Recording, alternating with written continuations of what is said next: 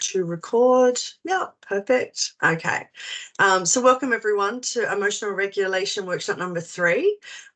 We've already had 2 amazing ones, so I'm really excited for today, which our focus today is on breathwork. And I just wanted to begin by acknowledging the traditional owners on the land on which we meet today. And I would also like to pay my respects to our First Nation elders past and present. And I extend that respect to anyone today who is one of our First Nation people. I would also like to acknowledge the sacrifice and service by veterans, both current and former serving, as well as their families. So Eddie, over to you. Thanks, Kat. I will share straight up.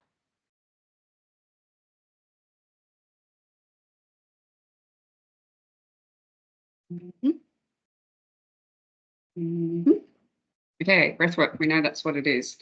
I think we all know who I am by now, so I'm really not going to bother, particularly because I know I'm going to give you one sentence, that I'm the founder of At1, and my background is very much in, and my whole passion, I guess, is around keeping a fit body and mind. And so today, I guess, At1 is very focused on the mental and mind fitness.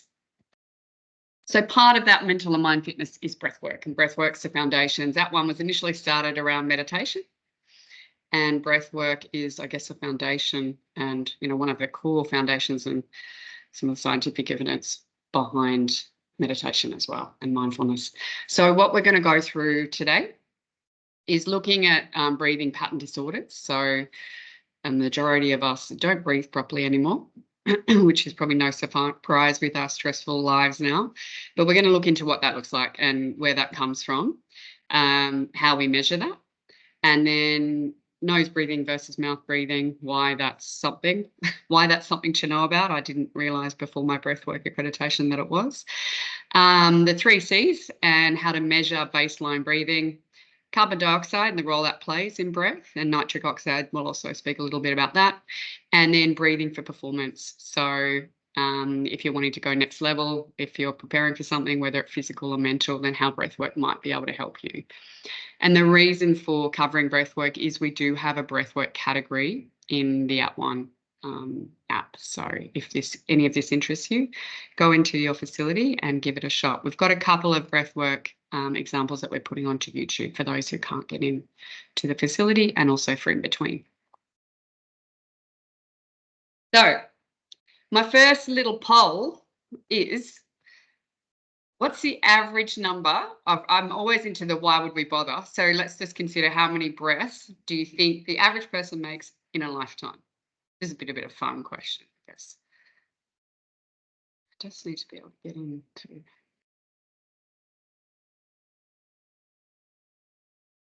So in terms of being able to do that, you can either use your phone to do the QR scan on the phone there, or you go to pollev.com, Edwina Griffey 188, and then, which is a bit of a hassle. Otherwise, you just send your reply to that text message. I think the scanning is the easiest on screen. Can anyone go with that or not? Are they coming through to you, Eddie? Yeah, I can see at the moment we haven't got responses, so that's why I'm asking. Oopsie. So I've sent one through, so it's not coming to you. Yeah. Okay. All right, let me double check it then. Let me go into, oopsie, sorry, beg your pardon. The joys of tech. Should be able to do it on here, actually. Should be. Oh, maybe not. Okay, I'm going to go to the other screen and do it on there. Bear with me a seckie.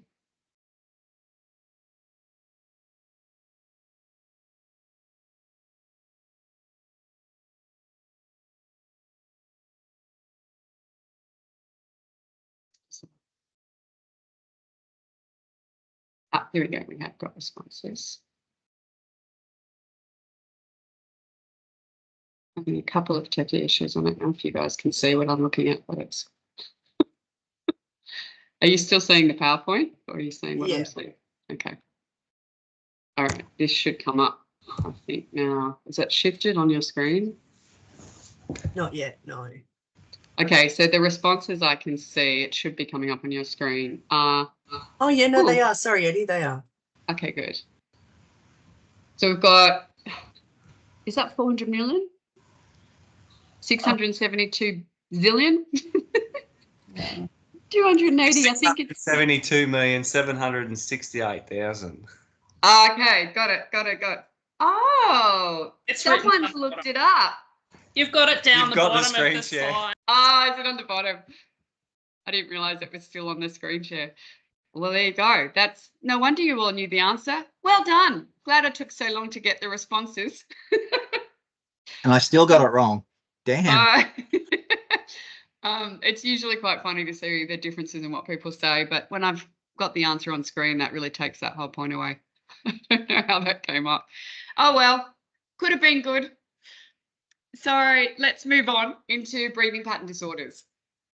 So what we're looking at here is I guess where postural changes and different functions. I'll put this back onto slideshow so it's clearer. And I'll move this over here. There we go. And how poor breathing patterns can result in muscle imbalances. And I guess what I'm sort of showing here is just the extent of what bad breathing patterns can result in terms of physical, mental disorders. And then it's a sort of sick cycle in that you can start breathing in badly, changes posture, influences fatigue, pain, stress levels, blocks your nose, that then affects your breathing more. So then you have more and more trouble breathing, have more trouble sleeping, which then increases stress and health. Then you have lower CO2 tolerance, and we're going to go into all of this now. So I'm just giving you an overview of where we're headed and the importance of breath. And I think certainly when I had a personal training studio for 20 years, I didn't understand the extent of the importance of breath work. We used to do shamanic breath work, but I think a lot of the research now is exciting to give us a great scientific foundation and a motivation, I think, to want to bother. So with this, I'm looking at Pottinger's cats. Has anyone seen this study before? Okay, so I'll just give a little bit of an overview of this. Pottinger was researching diets, and he was looking at groups of cats, and he looked at different nutritional needs of the cats. He had a group that ate raw meat scraps, like organ meats, bones, raw milk. Second group had cooked meat, and a third pasteurized milk. So it was basically raw meat like they're supposed to eat versus cooked and pasteurized milk, which is probably more similar to the types of foods we have. And then I'm going to play you a little video to show, let me know if the volume is any issue. Hopefully it's not. To get a bit of an indication of what happened to the cats over 3-4 generations with the different diets.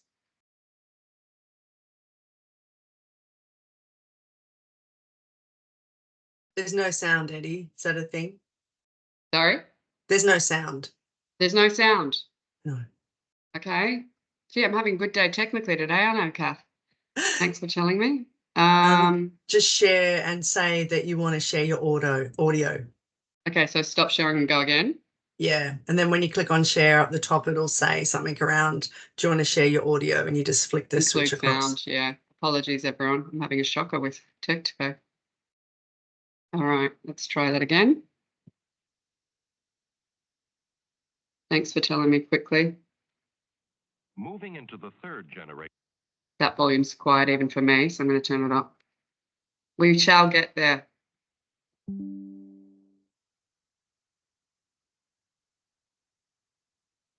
Moving into the third generation of...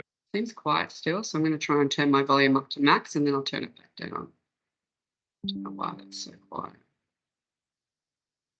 Turn your volume up, is all I can say. Hopefully, let me know how this is in terms of hearing.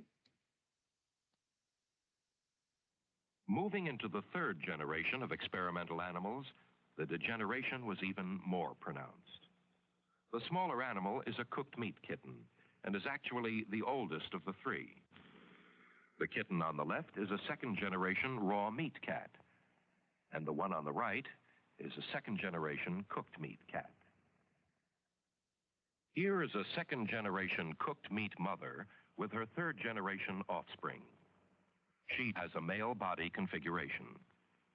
Her offspring developed nasal and ocular allergies. From this same litter came an asthmatic kitten, purportedly the first to be reported in the research literature.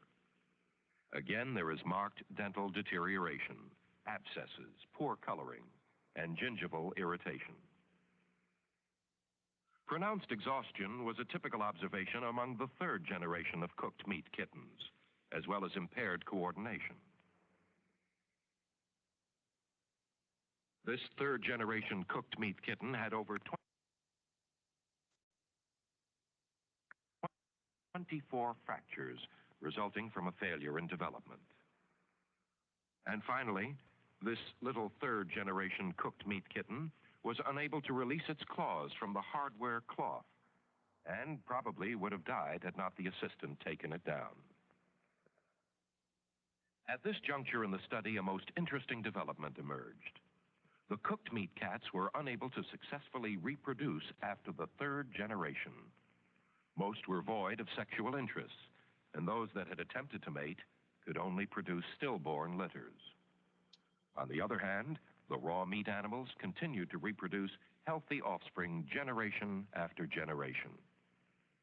The notion that specific nutritional factors in food may be destroyed by heat processing is obviously not far-fetched.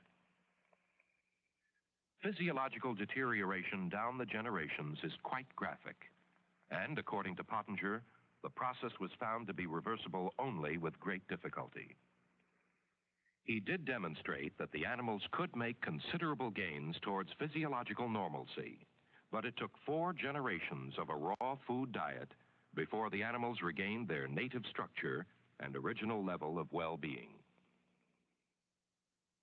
An interesting sidelight came 6 months after the experiment's conclusion, when volunteer weeds emerged in the fallow pens. In the raw milk pens, the plants flourished. In the pasteurized milk pens, the growth was somewhat less hardy. Plants in the evaporated milk pens struggled, and the sweetened condensed milk pen speaks for itself. All right. So the reason I brought that in is really just to highlight the impact of diet. So that's one study that happened with Pottinger. Around the same time, Weston A. Price was another researcher that you may or may not have heard of.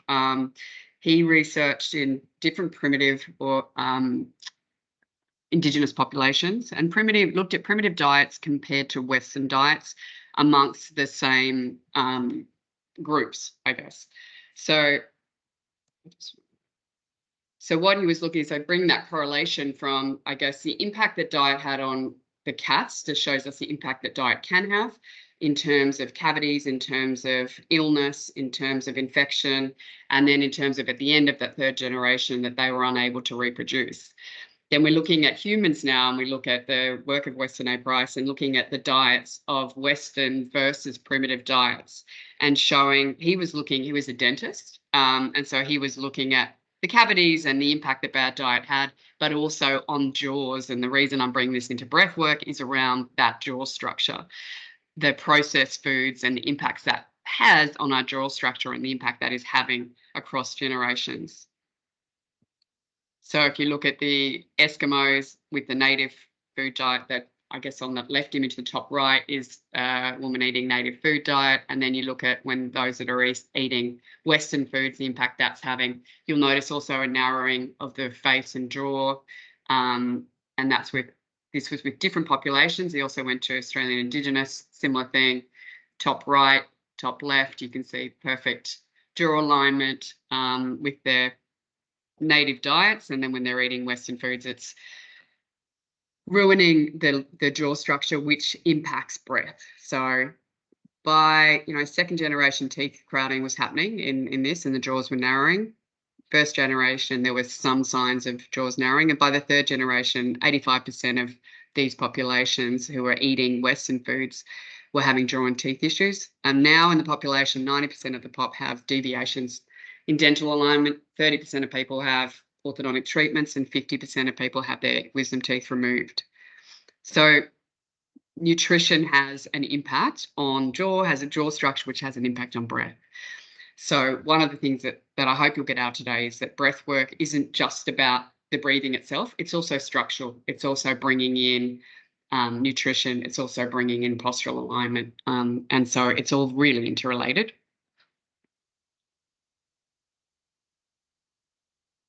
So one of the things he found in that, just to kind of close that off, is around the high levels of calcium and minerals and the need for fat-soluble vitamins A and D to absorb the other minerals. Moral to the story, eat fresh food, fresh, healthy food, and that's also going to impact, apart from every other benefit that we're going to have, impacts breath work. Shut your mouth. Now, this is something that I didn't know. How many people were aware? Is anyone aware of the need for having like nose breathing over mouth breathing, particularly when sleeping? Oh, I'm not the only one then, because I had no idea. And one of my friends husband's an ear, nose and throat surgeon, and she's like, yeah, of course, everyone should be taping their mouths at night. So if you've been seeing the mouth tape everywhere and thinking it's a bit of a fad, there's a little bit more to it. And so the breathing, the images I've got here is kind of with Indian populations. They used to place cushions under their head and change the head position and tape mouths shut, but on this kind of have their heads up to try and keep the mouths closed. In Egyptian times, they used to go around and close people's mouths when they were sleeping to try and ensure that they weren't having open mouth breathing. You know, one of the things with open mouth breathing is obviously with open mouth, it stimulates the sympathetic nervous system. So it's great when you're kind of got adrenaline going and you're trying to get something done, and, you know, we need that extra air, fast exhalation.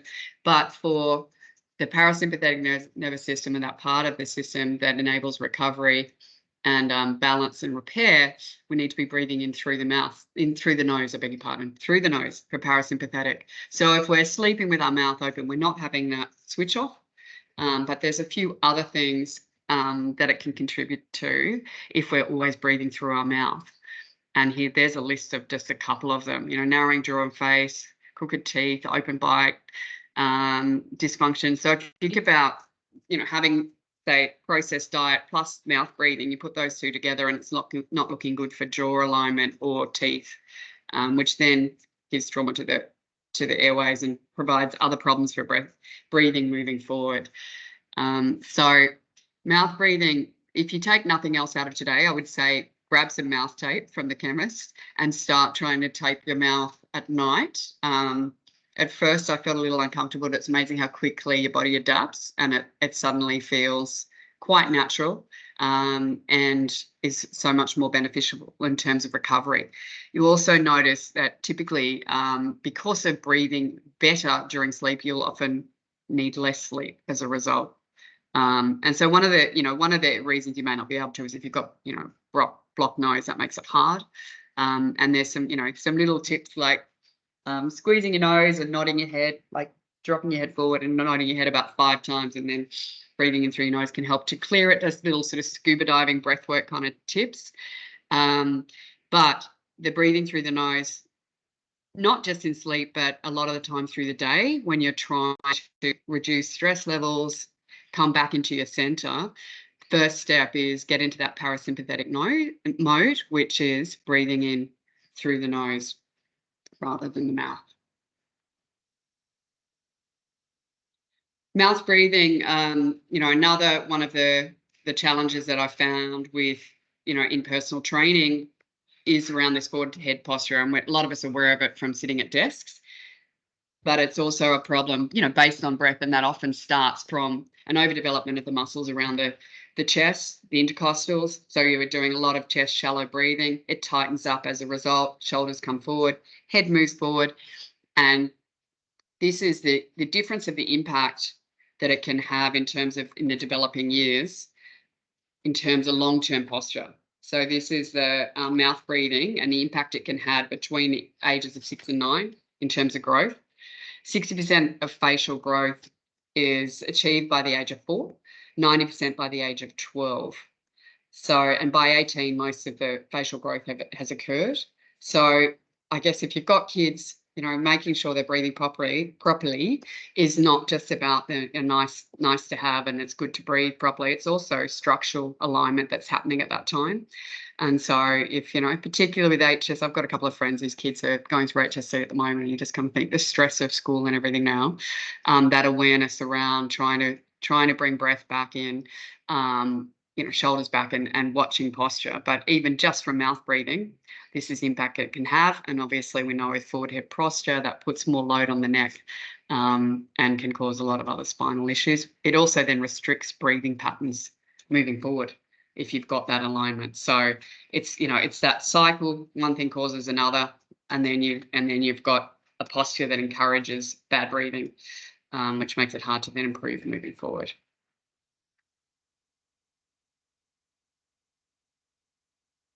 Ventilation in terms of minute ventilation, litres per minute.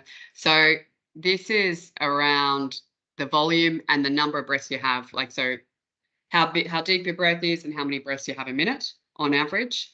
The number of breaths has increased significantly, you know, from a century ago.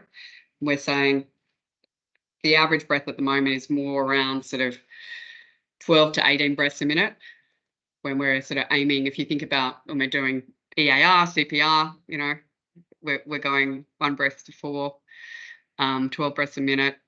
But this is ventilation litres a minute. So if you look at that, that's averaging more around 20 breaths. And so what does that mean for our health based on what I've already said? We're all breathing much faster rate, which also means we're not getting as much, we're not getting as big a breath in each breath, less efficient, more shallow breathing, more often overdevelopment of the muscles, changing our posture. So all of these factors are happening. So what are some of the other symptoms that you get from overbreathing? Why am I bothering to spend so long on this? That's kind of why. Look at some of the symptoms of overbreathing that we have. You know, you've got general fatigue levels, poor concentration, poor performance, memory. Then you've got muscle pain, and that can, of course, be partly postural, and then spasms because we're not getting enough oxygen. Psychologically, we're aware of, you know, anxiety and the link to breath, respiration, breathing, gastrointestinal, cardiovascular, and neurological. So all of those factors just as a result of overbreathing. That's why I'm kind of passionate about this stuff. So overbreathing, just to reinforce that again, make my point, if you get nothing else again, tape your mouth, breathe through your nose, and don't overbreathe. Walk away with that at least from today. So overbreathing results in low carbon dioxide tolerance. When we'll go into that a little bit more in a minute. pH levels are shifted, and then we're compensating with that. There's then the tension in the body, which I've just sort of shown you some of it, muscle imbalances that then also occur. That includes the diaphragm, so that includes the core, because we're not breathing deeply enough. Diaphragm's not working properly. That then influences our core stability. As we know, the diaphragm works with the pelvic floor and stability of the spine. So you can see not breathing properly again, whole spinal alignment shifting. And psychophysiological, is heart rate variability. So looking at stress levels, it then influences emotional state and vagal tone. So the vagus nerve and the impacts that has on health. All of that for overbreathing. So let's look at what else overbreathing has in terms of the impacts on chronic diseases. This is showing the ventilation rates in terms of, you know, how much people breathe with different chronic diseases. And you can see that with different chronic diseases, it goes, there's normal breathing down there, down the bottom there. Then you're looking at different diseases and the breathing levels go up. So that's the volume, minute ventilation rates again. So we're looking at the volume and number of breaths a minute, and it goes up as the diseases occur. So there's a correlation with high breathing rates and diseases. Which comes first, the disease of breathing? You know, that's another whole discussion. But it's certainly balancing as much as we can with breath is going to help with our overall health.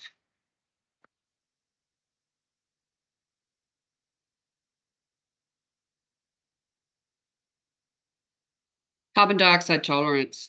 So another thing I didn't realize, I guess, was the importance of carbon dioxide for oxygen uptake. It is pretty well the, what's the word? It allows oxygen to be absorbed, and it's essential facilitates the oxygen delivery to the cells. So we need to be able to tolerate carbon dioxide levels. And if we don't have a high carbon dioxide tolerance, then we're not able to absorb the oxygen. So carbon dioxide levels are often the reason that an athlete will fatigue, not the inability for oxygen, because you breathe in, there's plenty of oxygen, but you can't uptake the oxygen. So that's where people hit the wall in terms of performance, but also in our day-to-day, that goes the same way in our day-to-day. The better our carbon dioxide uptake, the better we're able to absorb the oxygen. And you can see there the role that carbon dioxide takes in our health as well.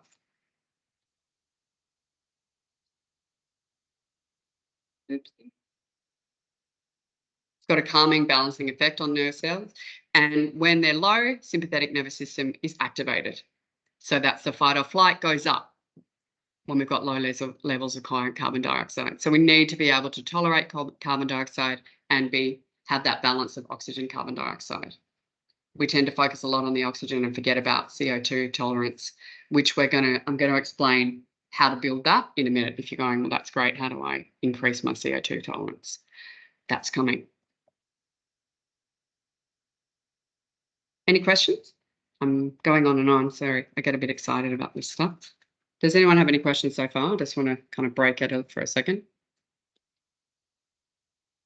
I guess not a question, Eddie, but just in listening to it all and thinking that something that we do all day without really thinking about, and how important it is for us to be aware of the impacts that we might be doing in our lifestyles that are having on our breathing. It's really interesting, just that, seeing that walkthrough that you've just given us. Yeah.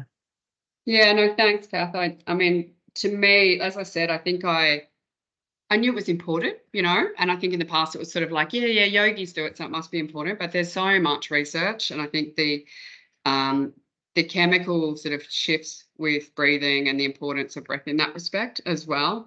And speaking of chemicals in that space, sort of we've gone from oxygen to carbon dioxide, I want to also mention cortisol levels. So we know that a minute and a half of diaphragmatic breathing drops cortisol levels by about a third. So we know cortisol is that stress hormone, right? So breath, the impact breath has on carbon dioxide, oxygen, nitric oxide, cortisol, all of our hormones, and the gaseous exchange basically in the body is huge. So I think I didn't have a full appreciation of any of that, to be frank. Yeah, hi, it's Mark. I've just got a question. When you put the signs and symptoms up of over breathing, I swear to God, you've got a copy of my medical files. Because I just looked at that and it just triggered so much more. When you talk about the over breathing part of it, is that purely because we choose to breathe through our mouth as opposed to the nose, or is there more to it with the breathing aspect, with your healthy living? And excuse me, I'm coming down with the flu, so I'm just not adding too much to the presentation. Yeah, no, but what else contributes to that? Because I swear to God, about 99% of those signs and symptoms in my mind I was slowly ticking off, and I reckon my wife would love to hear the part about taping up your mouth at night as well. Yeah, so you can buy the tape. I'll send that through, Kath, to you, the links as well. You can just buy it online because it's really cheap, but it's I will do that so that everyone's got practical stuff. In terms of over breathing, great question. Thanks, Mark. It's not just one thing. You're right. It's multifaceted. So certainly the breathing through the nose is one facet of stimulating that parasympathetic, but the over breathing is the result of several factors, and apologies if I haven't made that clear, because it is structural as well. Stress is a big factor, which I think I've got a slide coming, I hope, on that, because I had one. I hope I haven't dropped it out. In that, you know, as we get stressed, the natural response is adrenaline goes up, cortisol goes up, we breathe through our mouth. And that's how it's supposed to be, right? We're running from a lion, we've got to get going, so we breathe through our mouth. And that's okay. The problem we've got now is that as you've suggested, I think you're onto it already, is that we are permanently living in a stress state, breathing through our mouth the whole time. And so then there's no recovery. And also we tend to, when we're in an anxious state, do shorter breaths, and we forget to bring it into the diaphragm. One of the other things I found, particularly with women from who've been through childbirth, is the trauma of childbirth results in inverted breathing patterns. So they will stop using the diaphragm from the trauma of the birth.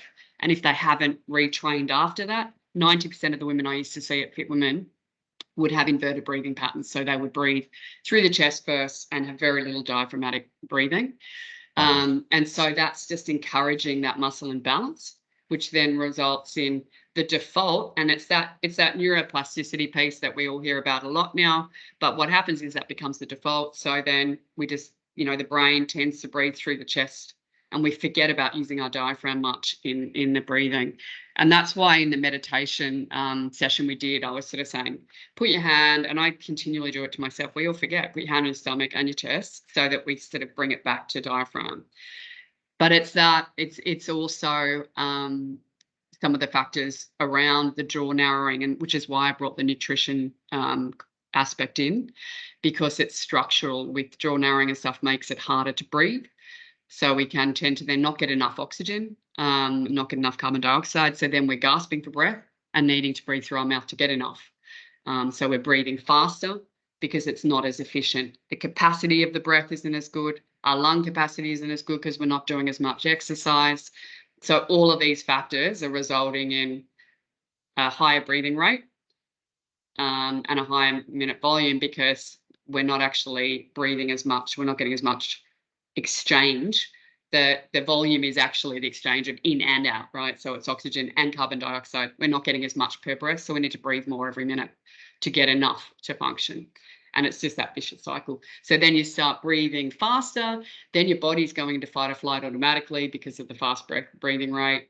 So we're almost creating a stress response before we do anything. So it's a vicious cycle. So you're totally onto it with your question. Spot on. Yes. As soon as then you breathe a lot, then it creates more stress and then it comes back around. So we need to kind of have this awareness to go, all right, I'm going to change this, and I'm going to stop in the middle of my day. I'm feeling anxious. Start breathing through my mouth. Start breathing through my nose. Beg your pardon. Start breathing through my nose. Slow it down. Bring it down to the diaphragm and try and reset. And we're going to do a couple of exercises today, Mark, that we can all do every day to help build capacity and reduce breathing rate. Thanks for your question, because that suggests I didn't explain it very well. So thanks for letting me know. Oh, you probably did. The flu, it's just taken a little bit for it to sink in. I do apologise, but yeah, it's good. When I saw the symptoms, I'm like, holy crap. So I just want to throw it out to get a little bit more information. But thank you. You've definitely opened my eyes up, and hopefully my lungs. Yeah, yeah, me too. In terms of when I did my breath work, I was a bit horrified. I ran every day. I've always been fit, but my breathing levels, and we'll do the baseline soon all together. Not that anyone has to share, but I was horrified at how bad my baseline was. So, it's not just about being fit. Or thinking we're fit anyway. I thought I was until I did that. In terms of the nose breathing, I guess that's what we're talking about here. It's promoting overall health. It's increasing oxygen consumption, and then it's also the nitric oxide that comes in when it's taken through the nose. And nose breathing speeds up recovery, prevents redlining, which is what I talked about, where lactic, that threshold when you're in a race, you just can't continue anymore. And switching to breathing nasally increases that aerobic threshold. I'm going to say I'm trying to remember nitric oxide. There's something on that, but I'm going to come back to it. It does have a big impact on the breathing rate, but I'll come back to that point because it's just slipped out of my mind. Apologies. It'll come in my head in a minute. All right, so we have another question. I just wanted to see, and I'll see if I can get this working better this time. Let's hope so. Who is doing breath work at the moment? And if you are, I wanted to see what sort of breath work. So just let me get that question activated. Oh, no, it's activated, so we're good. So you can do a QR scan. If you're looking at the screen, you should be able to scan that and give a vote. So you've got, it'll come up when you go in, but it's A is you do breath regulation exercises, which is more around something like a box breath or heart math breathing. Superventilation would be more like breathwork, Wim Hof type of style. Both, if you do both of them, and if you've not done breathwork before, it's getting a bit of a feel. I'll give like another 20 seconds for people to answer that.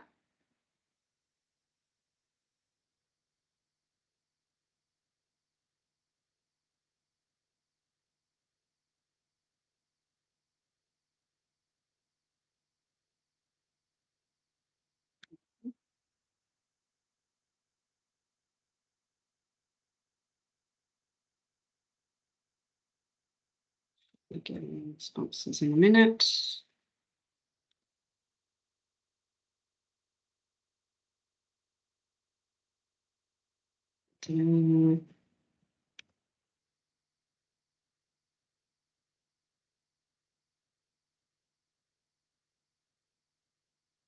Oh.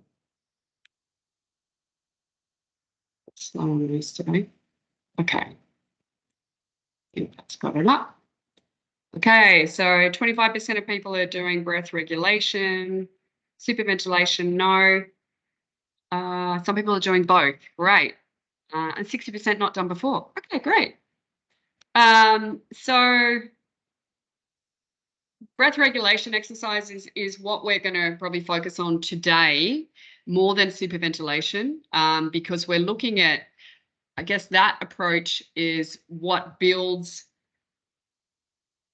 the breath work, the cadence, like reduces breath rate, increases capacity, and improves our baseline.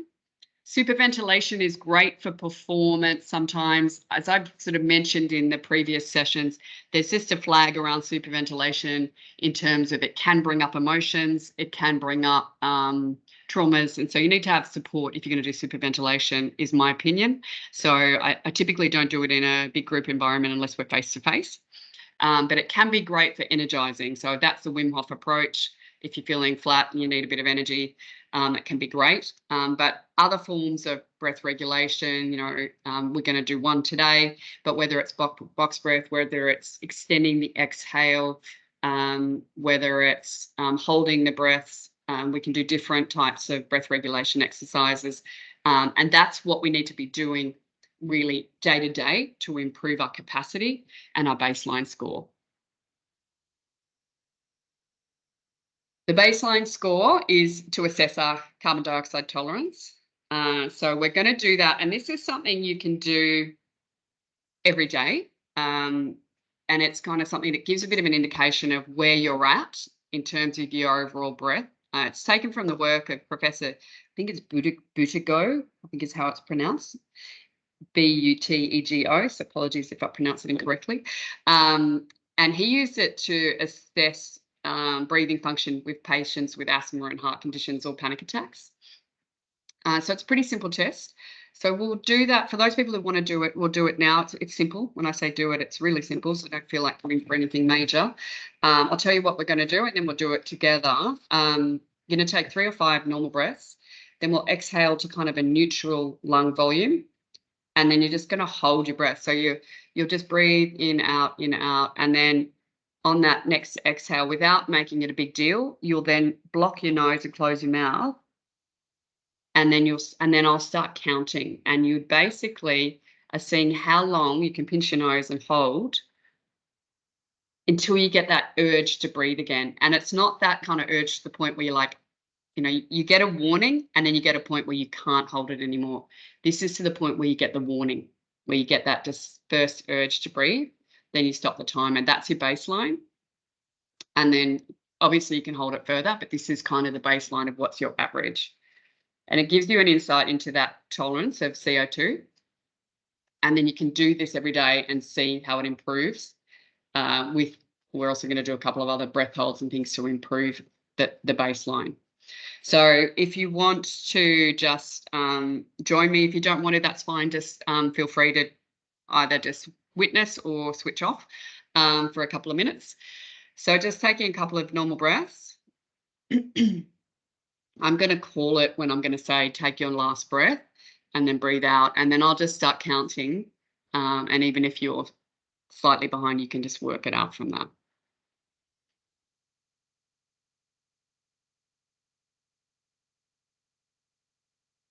So make this next breath, your last breath. So you're going to breathe in.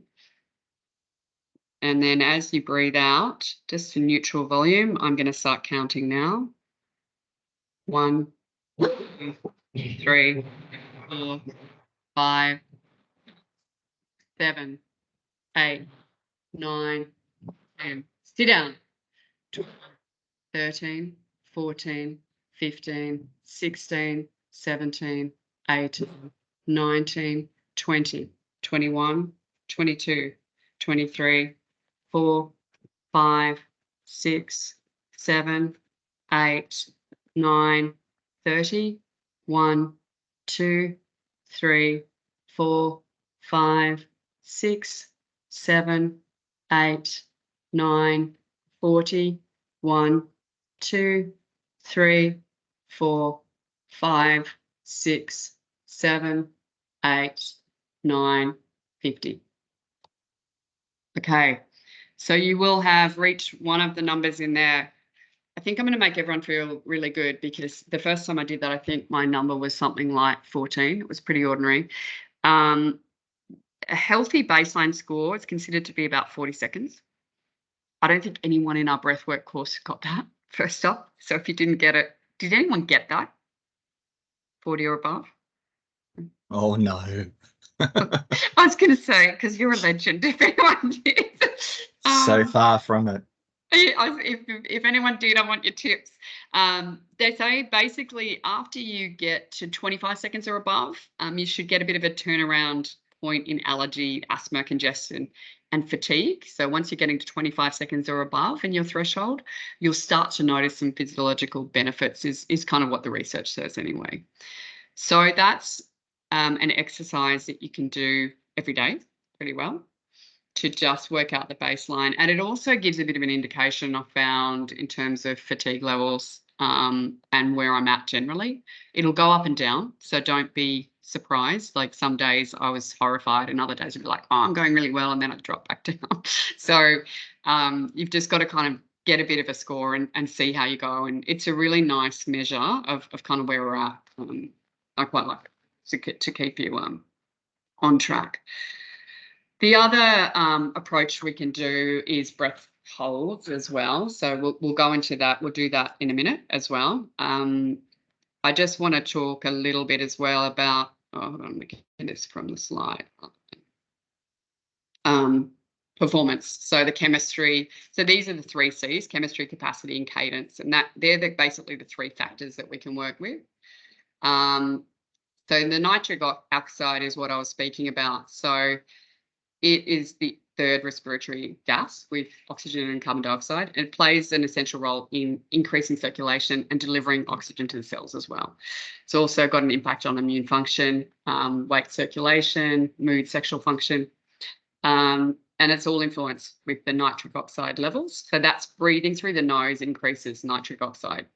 It increases the amount of nitric oxide in our lungs by 6-fold. And this is what I was trying to remember before. It's one of the reasons nose breathing leads to about 18% more oxygen absorption than mouth breathing. Okay, so it's 18% higher absorption of oxygen when you're breathing through your nose versus your mouth. And a lot of that is because of nitric oxide.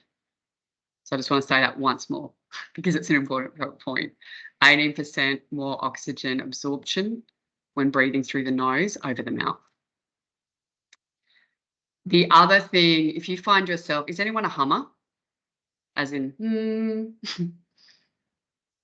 No, I am. I'm always humming. And it's interesting how the body kind of self-regulates. I think sometimes it leads to a 15 to 20-fold increase in nitric oxide levels, which is also helping open the airways. So you'll notice in the breathwork category in Act 1, there is a breathwork session that is humming. And so if you're wondering why on earth I've put a humming breathwork in, That's why. Just remember the 15 to 20% fold increase, 20-fold, sorry, 15 to 20-fold increase in nitric oxide through humming. That's why that breathwork session's in there. So give it a go. Notice how you feel before and after the breathing, and see, you know, whether you're doing the humming one, whether you're just breathing through the nose, just starting to notice the impact that has. When we're talking about, so that's probably chemistry. I've spoken about carbon dioxide, so that's nitric oxide. I've mentioned cortisol levels. You know, 90 seconds, cortisol levels have been shown to drop by a third. 90 seconds of diaphragmatic breathing. So that's not so much discussing nose or mouth, but it's more around the diaphragm and getting that moving. In through the nose, out through the mouth is the ideal of diaphragmatic breath. Capacity, when we're talking about capacity, it's talking about breathing low and slow. So that's, again, focus on the diaphragm. So this is where you can improve your breathing by doing diaphragm work. So it's like, you know, singers. Are there any singers in the group? No singers? No. Okay. Well, there's a lot of... Not a good one, Eddie. Not a good one. Yeah, that doesn't matter, right? We all think we're good. I'm really good in the shower, Kath. I think I'm amazing, my poor neighbours. That's where working on diaphragms, fantastic. So whether it's that, and that's where some of that, you know, piston breathing you might have done, or in yoga, I think it's fire breath, and also some of the Wim Hof type approaches is using a lot more diaphragm, in, out. So you're really working that diaphragm, and that can be, you know, that can be fatiguing in itself if we've not been using our diaphragm in our breath. So that's how you can influence capacity. And cadence is looking at the breaths a minute. Now, they will restore like to the natural flow when we're improving capacity and the chemistry. In terms of, I guess, cadence, I just want to mention HeartMath, where they do the 5 seconds in, 5.5, I think it is actually, 5.5 seconds in, 5.5 seconds out. It's been found that cadence results in the heart frequency curve, so basically synchronizing with respiration.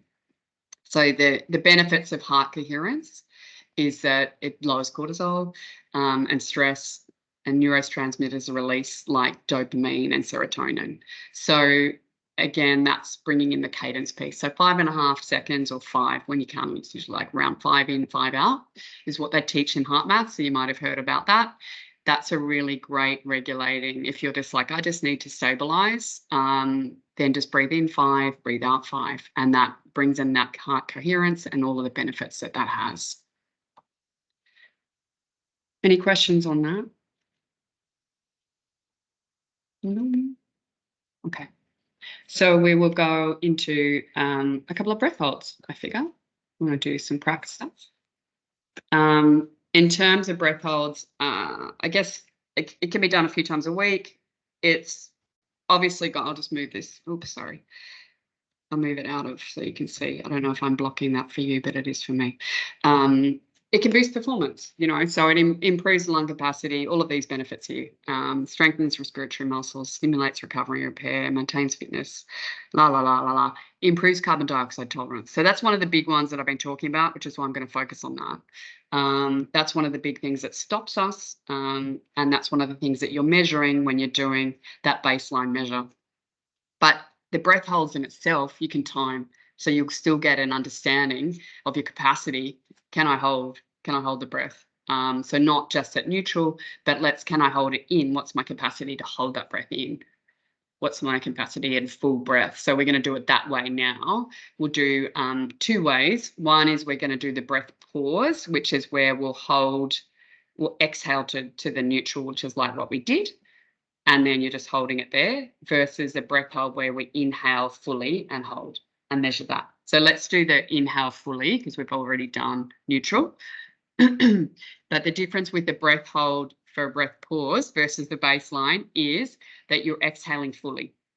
So you're not just doing, and you're basically going to neutral and holding it to the point where you can't hold anymore.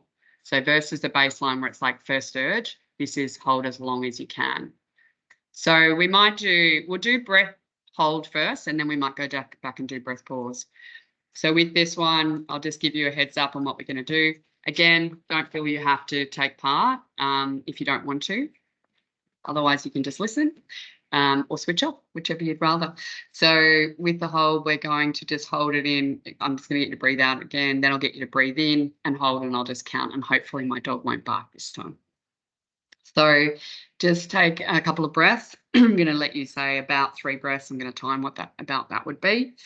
And I'll tell you on the breath that I'm going to say, just make this your last breath out. I'll meet you at the bottom of that breath, and then we'll inhale, and then I'll time. So just breathing normally at the moment.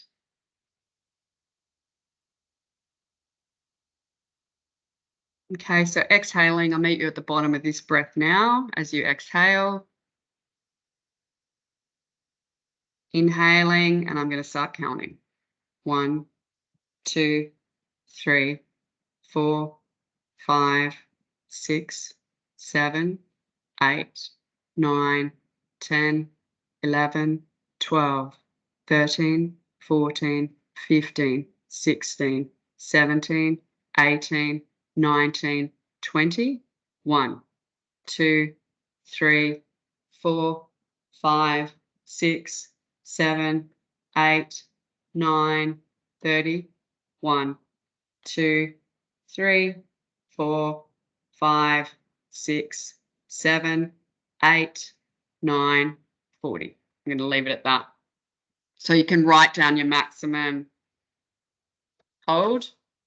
Any feedback on that? You don't have to have any feedback, just giving that option if anyone was surprised at how good or not good they were. No? Okay. So now we'll do the maximum breath hold, like breath pause, which is like what we did before. We're going to just go breathe in, breathe out to like a neutral level. And then this time you're going to feel that first urge that we took as the baseline, but you're going to keep holding. You're going to try and soften the contractions to the point where it's your max, where I can't hold it anymore.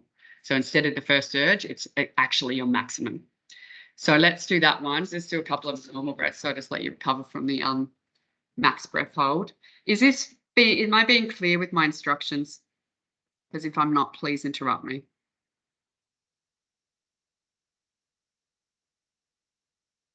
Making sense? Hopefully? Yep. Okay, thanks, Mark. I think that was Mark, I'm not sure. All right, so we'll just go back to normal breathing.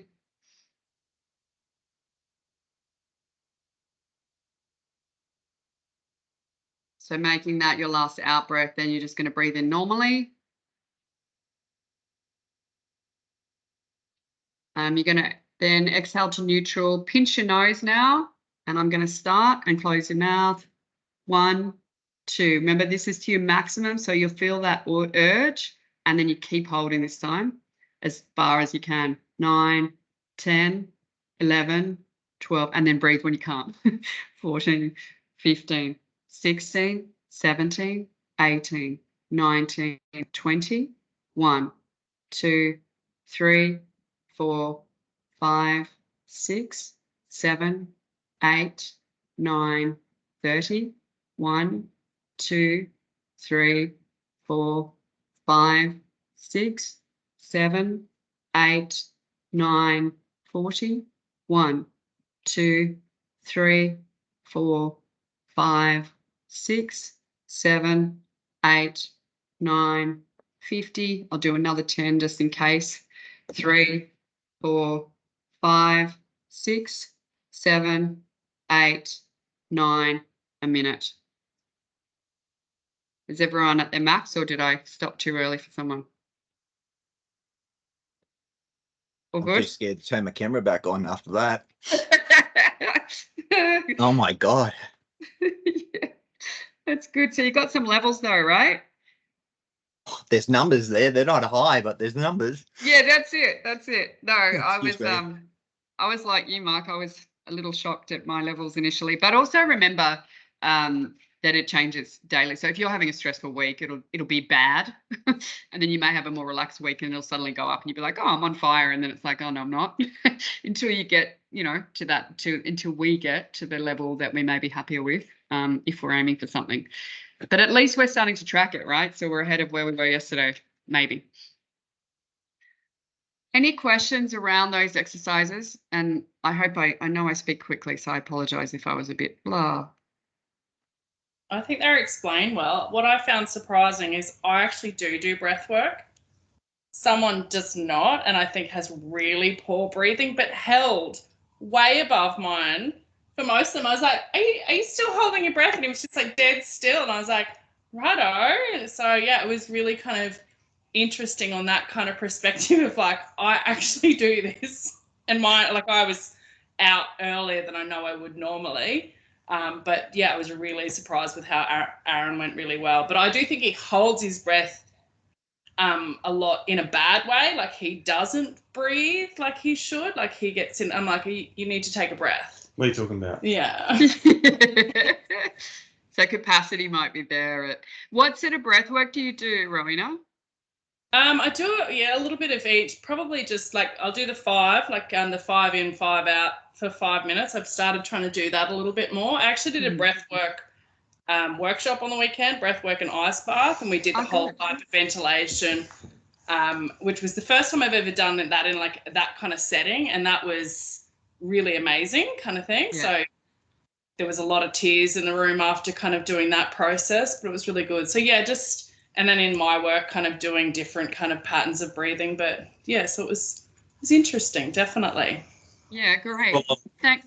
Sorry. I do a lot of box breathing with the extended exhale.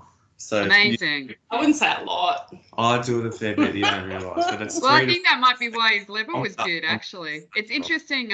Thanks for bringing up the superventilation, Rowena, because I just want to flag, you'll notice I haven't focused a lot on it, and mainly because it's a fad, it's out there, it's great, and it's great for energizing, and it has its benefits.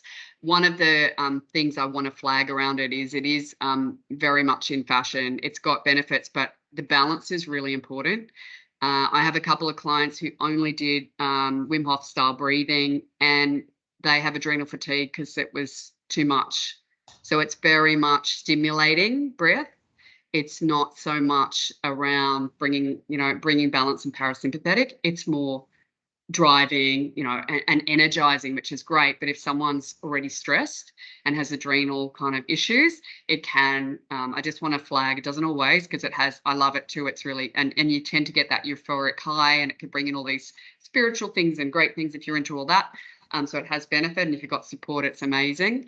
But just balance it with what, as Aaron was saying, box breath, holding the exhale, increasing the capacity that way can be really great, and that carbon dioxide tolerance. So I've always used extended exhale in sport too. Yeah. Before taking a shot or something as well, I've always extended out to relax the body, and then having that ability to not have that muscle tension throughout as well.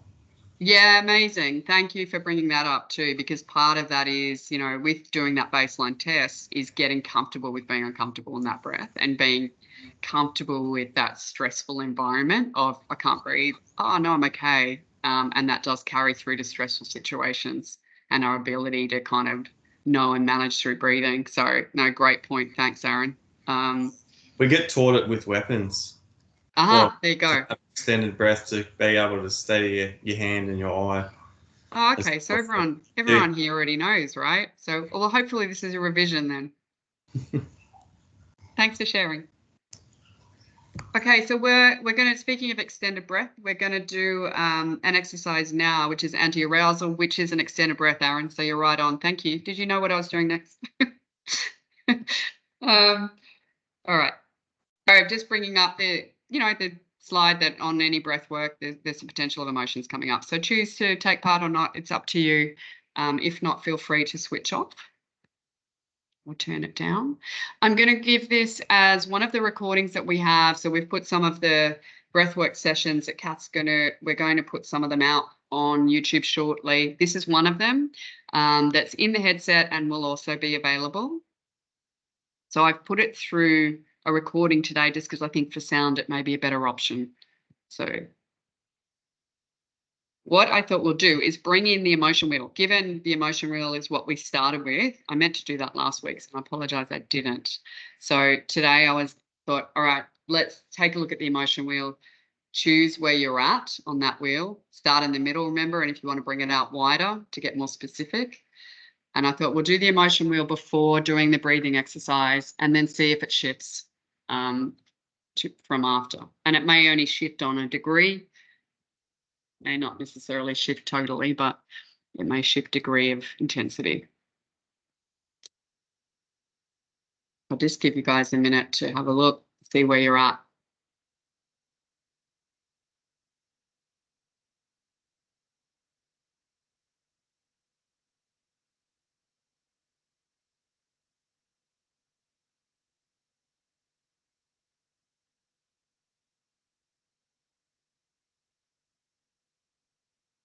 So just write it down or take note of where you're at. I'll give you another 20 seconds.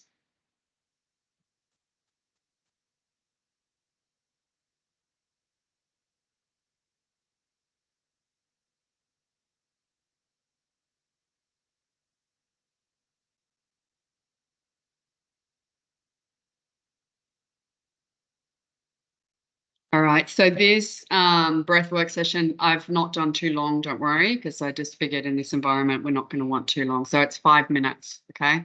Just so that you know, there will probably be a timer on screen, but if you're wanting to have a bit of clarity on when it's done, it'll be about 5 minutes.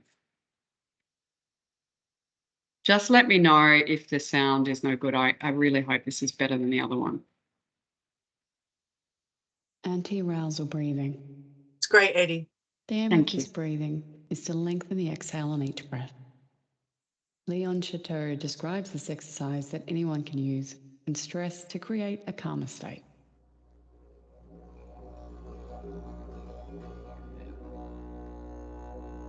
In a seated or lying down position, take a full breath in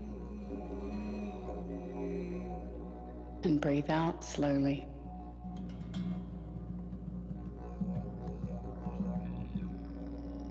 Allow your diaphragm to do the work as you inhale effortlessly. Again, exhale slowly and steadily.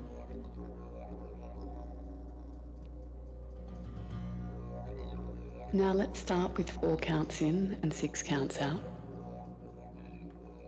And then we'll extend as you're comfortable, if you're comfortable. Breathing in, 2, 3, 4. Breathe out, 2, 3, 4, 5, 6. Breathe in, 2, 3, 4, and out, 2, 3, 4, 5, 6. Let's go 4 in and 8 out. 3, 4, out. 2, 3, 4, 5, 6, 7, 8. 4 and out. 2, 6, 7, 8. Extend to 10 if you're comfortable. 3, 4, out. 2, 3, 4, 5, 6, 7, 8, 9, 10. And again in. And out.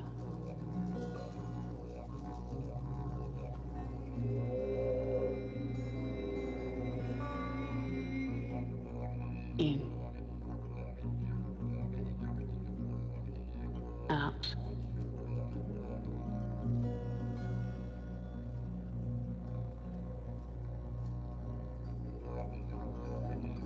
And in for 5 this time. We'll go 12 out.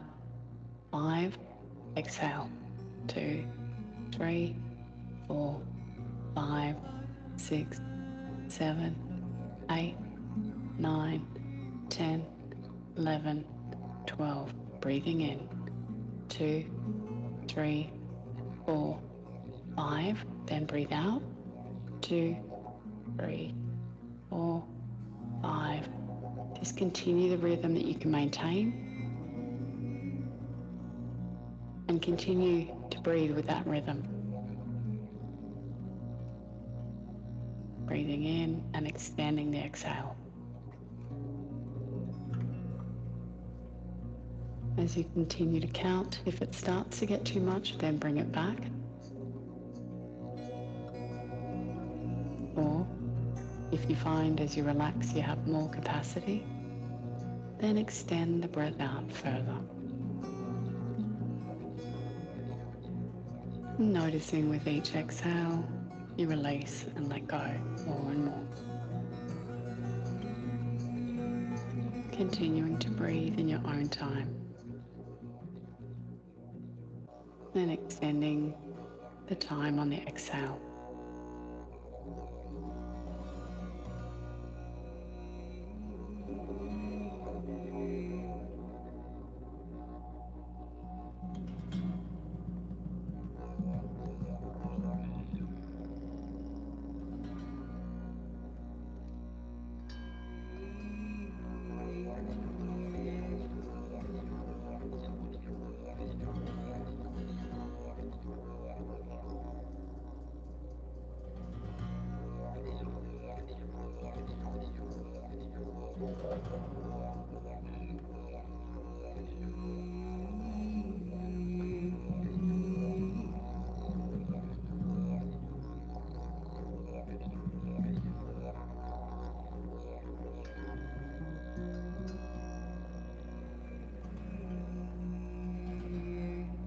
And then bring your breath back to its normal rhythm.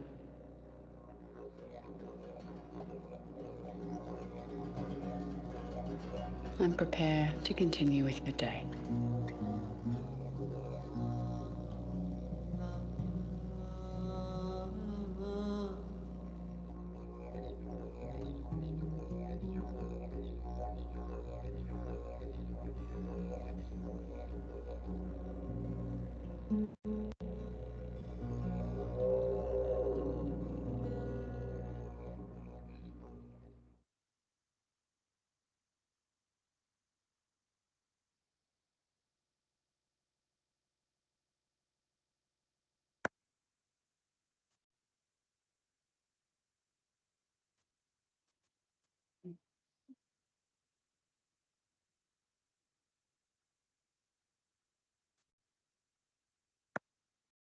What's happening with that? So I'm just going to redo it into the next thing.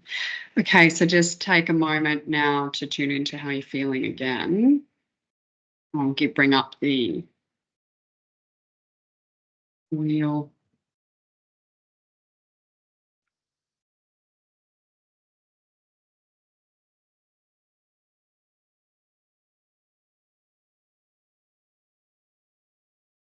Sorry. Don't let me skip. There we go. We got it. So there's the wheel again. So just choose how you're feeling now. Just notice if there's any shift. It may just be a level of the same emotion, or it may be a different emotion.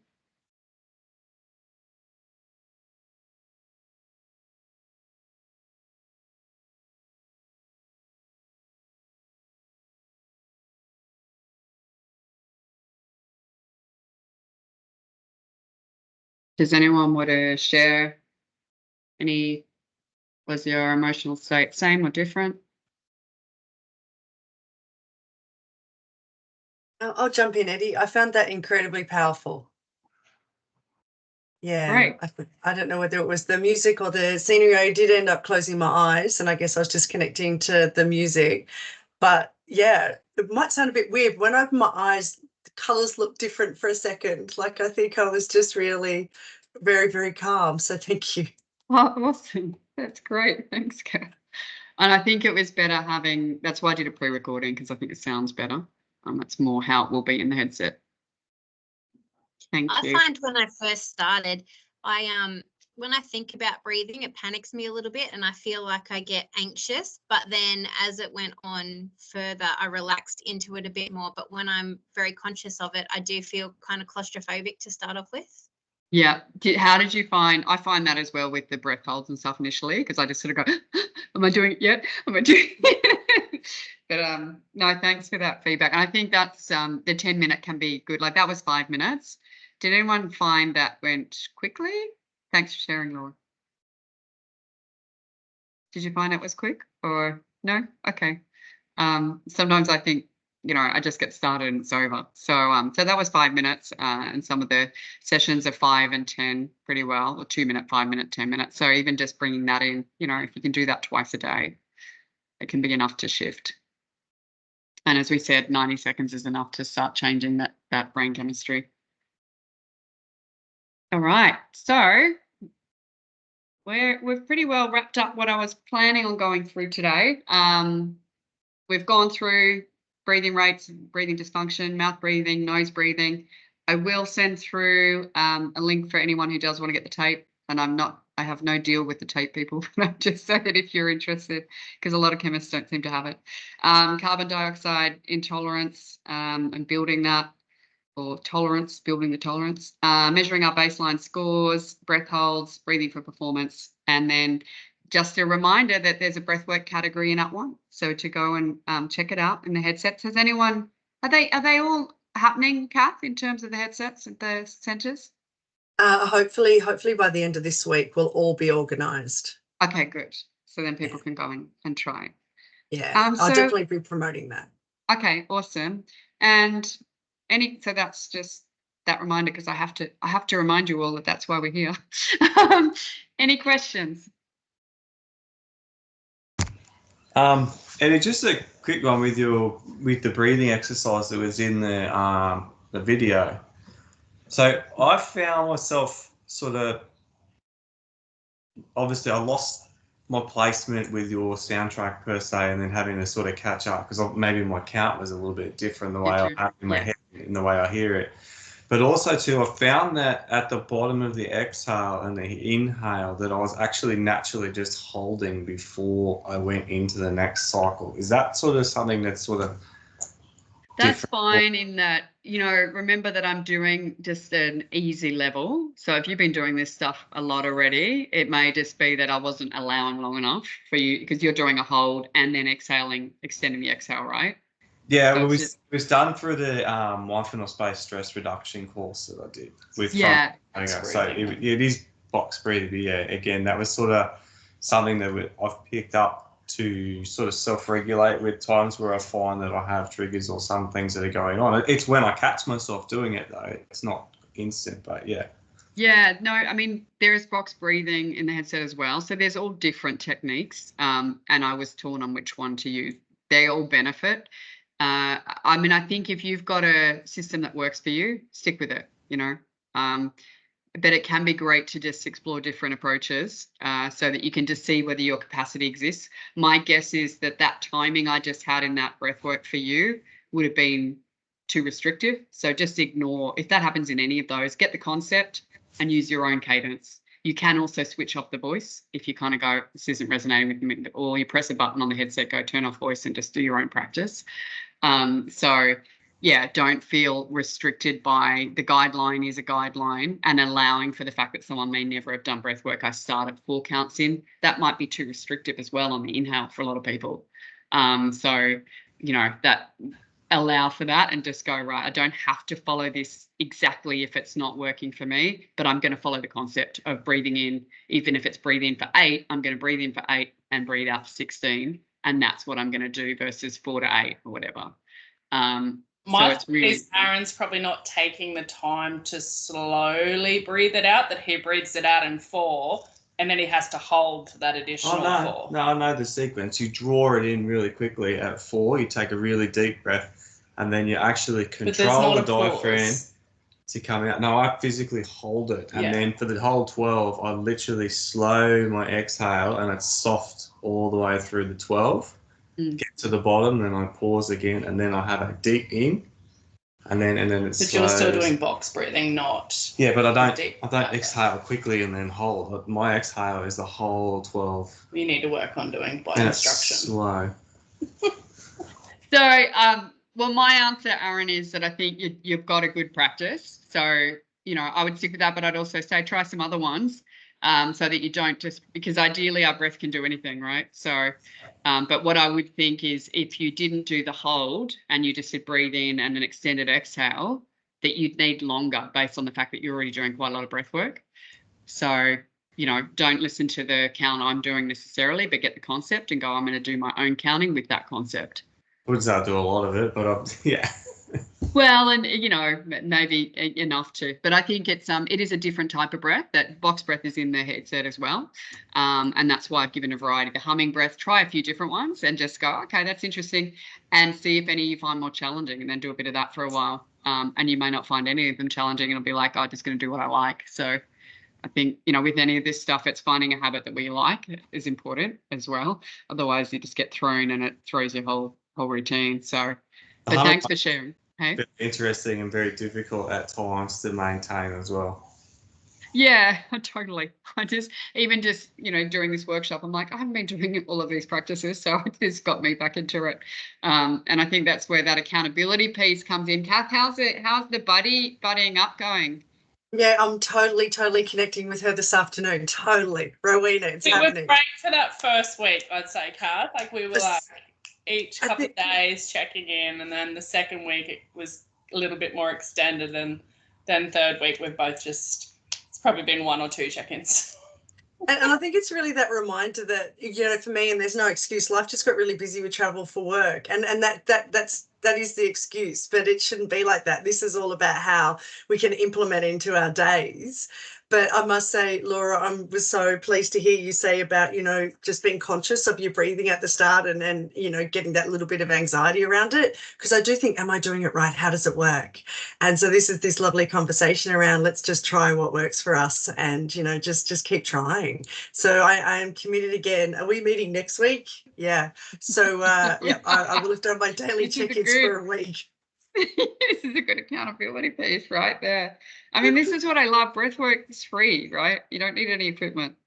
Yeah. So we don't have to go to a gym to do it. We don't have to go to a facility. You can just do it anywhere. So hopefully that's given a few tools anyway. And if there's any questions, please follow up, shoot me an email, contact Kath or anyone in the team, and we'll get back to you with any questions that come up from anyone or anyone who listens to the recording.